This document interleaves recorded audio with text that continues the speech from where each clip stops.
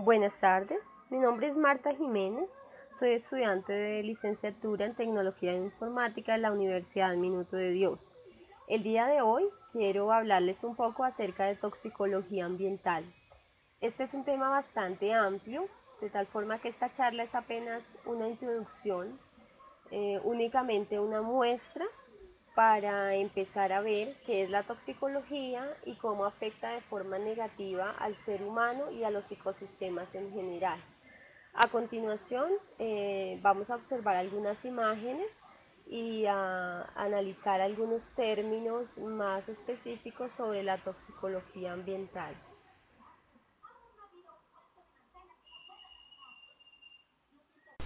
La toxicología ambiental es la ciencia que estudia los efectos dañinos producidos por agentes químicos, físicos o biológicos, así como los cambios, las reacciones en los organismos vivos al contacto con dichos tóxicos. La palabra tóxico se define como una sustancia dañina o nociva para los seres vivos o para el medio ambiente, por ejemplo, venenos o toxinas.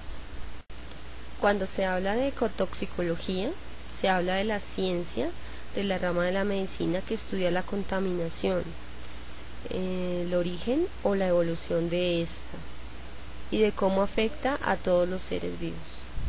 Una sustancia ecotóxica es aquella que al ser liberada en el ambiente produce contaminación y destrucción en él.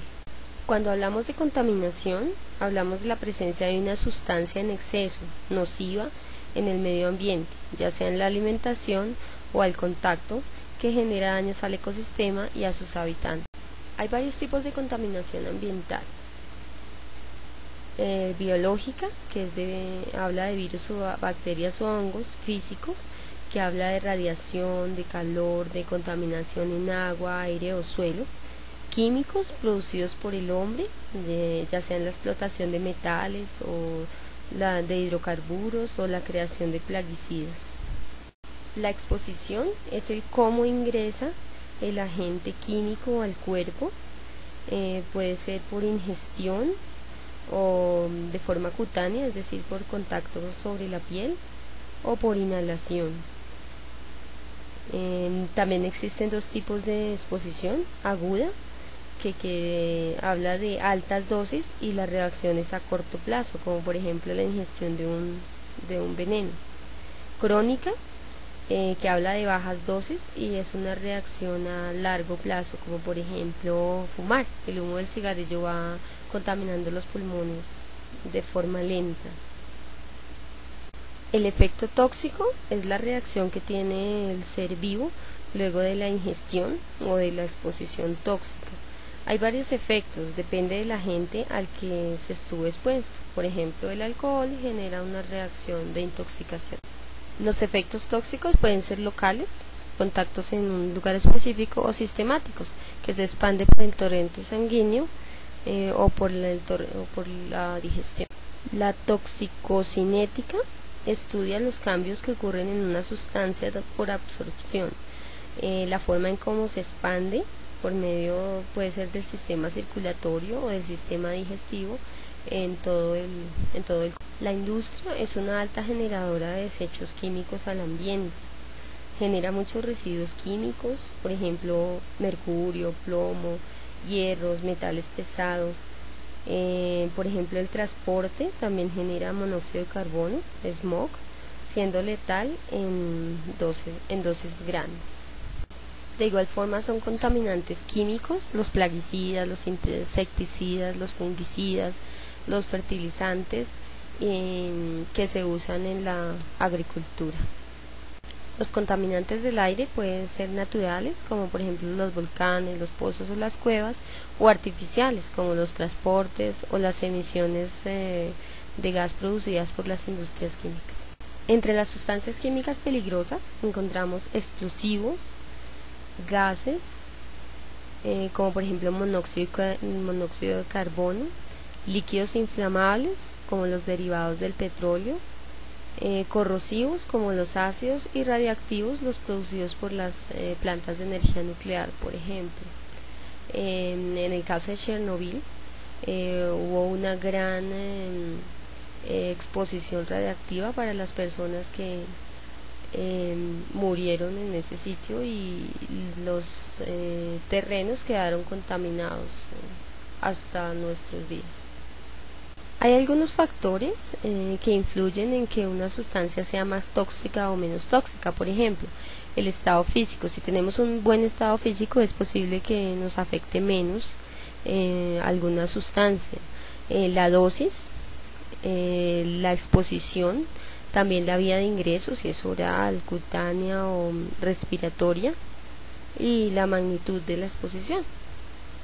Cuando hablamos de dosis nos referimos a la cantidad de alguna sustancia que ingresa a un ser vivo. Puede ser, como lo dije anteriormente, oral, dérmica, por ingestión o inhalación. Hay una cantidad de dosis que puede ser útil, por ejemplo, en enfermedades terminales, pero también puede ser letal, ya pues cuando es más del 60%, ya que puede matar al ser vivo que la ingiere. Mutagénesis viene de la palabra mutágeno, que es una sustancia que puede modificar el ADN generando problemas de mutación. Y carciogénesis hace referencia a células malignas que pues pueden originarse de una sola célula e irse expandiendo y terminar en cáncer, por ejemplo de piel o de pulmones. Los metales son compuestos inorgánicos, pueden ser naturales como los volcanes o los producidos por la erosión o yacimientos, y también antropogénicos, que son producidos por la extracción minera, la combustión en materiales pesados en la industria. Hay metales que son muy peligrosos para la vida, por ejemplo el mercurio, que es altamente peligroso. Está en casi todos los artefactos eléctricos y en las amalgamas dentales. Puede generar locura. El plomo, que está en los insecticidas, la pintura o el vidrio, puede ingresar por la piel, daña los huesos y también produce problemas cerebrales o renales. El cromo, que se ve en la producción de aceros, genera cáncer de pulmón o de hígado o de riñón. Y también afecta los ojos, la nariz y la garganta. Hay algunos químicos que dañan el sistema endocrino, por ejemplo los insecticidas, los repelentes, los blanqueadores que contienen cloro. También generan daños como por ejemplo deficiencia del sistema inmune, alteraciones de tipo sexual, hormonales, así como infertilidad o malformaciones óseas. Como les dije al inicio de la presentación, esto es apenas una introducción hacia el tema de toxicología ambiental. Gracias por su tiempo. Espero que esta presentación sea una forma para tomar conciencia del daño que causamos al usar productos químicos, tanto al ambiente como al ser humano. La invitación es a dejar de usarlos en grandes cantidades para permitir nuestra existencia a largo plazo. También a cuidar nuestros recursos hídricos, no contaminar nuestros ríos y mares con desechos, basuras o aguas residuales. También aquí en Colombia, a menudo en la explotación de minerales como el petróleo o en el transporte de carbón, el oro o la plata, se generan muchos contaminantes al ambiente como mercurio, plomo, y estos terminan en los ríos y en los mares. Entonces se contamina. Entonces la invitación es a ver qué nos va a costar más adelante, ¿cierto? Porque ahorita nos puede producir ciertos ingresos, pero a costa del daño ambiental. También es necesario crear conciencia del cuidado del ambiente, sobre todo a las empresas que son grandes productoras de desechos, a que usen filtros para que puedan limpiar un poco las aguas o el aire antes de que lleguen a los vertederos o a la atmósfera, ¿sí?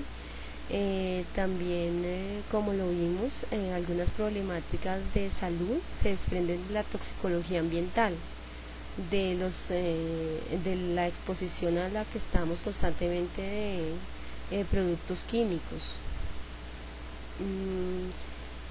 Si todos pensamos en cómo cuidar el ambiente, podemos marcar la diferencia en el medio, en el cuidado del medio ambiente.